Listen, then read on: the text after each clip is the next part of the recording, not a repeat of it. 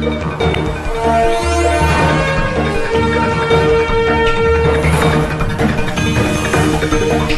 परिसरातील घडामोडी पाहण्यासाठी पाहत रहा आमची मुंबई न्यूज। तिकडे उपोषणाला बसा आणि तिकडे उपोषणाला बसा।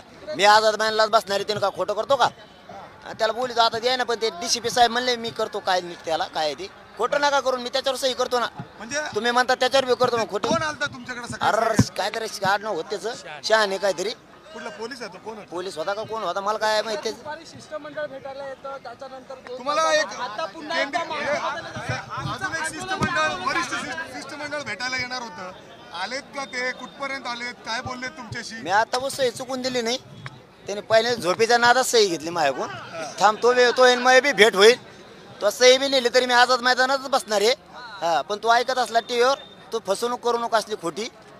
तो माझ्याकडून गोड बोलून सही नाही, गोड बोलून म्हणजे मी बी काय बारीक पोरग नाहीये, पण ते मी होतो झोपेच्या नादात आणि इकडे सभावाला उशीर झालता। म्हणलं गडबडीत मी म्हणलं बाबा हे काय आहे? ते म्हणे कोर्टाचा विषय। म्हणलं कोर्टाचा सन्मान करतो आपण, कारण आम्हाला कोर्टात जायचं, कोर्टाने आधी मी केलीच आहे त्याच्यावर, पण त्यांनी एक मराठीत लिहिलं होतं आणि एक इंग्लिशमध्ये होतं। मी वाचलंच नाही, दिला भरा सटवून टाकलं, तरी मी त्याला एवढं म्हणलं माया नावाने कसं काय? ते म्हणतो 9 जण आहेत। म्हणलं मग त्यांची घेईन सही। ते म्हणला मी तुम्ही सेट करा, काय नाही एवढा विषय, कोर्टाचा विषय तो कोर्टाचा। म्हणल्यावर मी म्हणलं कपा सही केली, मी दानादानात निघून गेलो। म्हणजे आता त्यामुळे हे रस्ते बदलतात का? वाचून दाखवलं?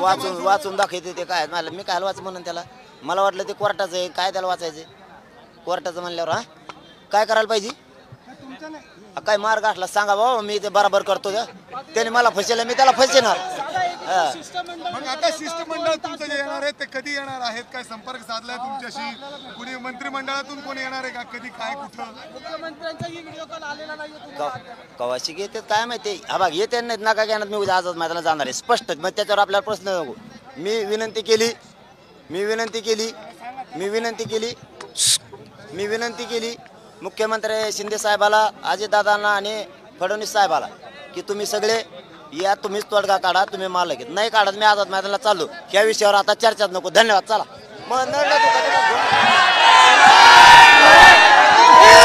आमची मुंबई, आवाज महाराष्ट्राचा। आमची मुंबई न्यूजला लाईक करा, शेअर करा, कमेंट करा आणि सबस्क्राईब करा।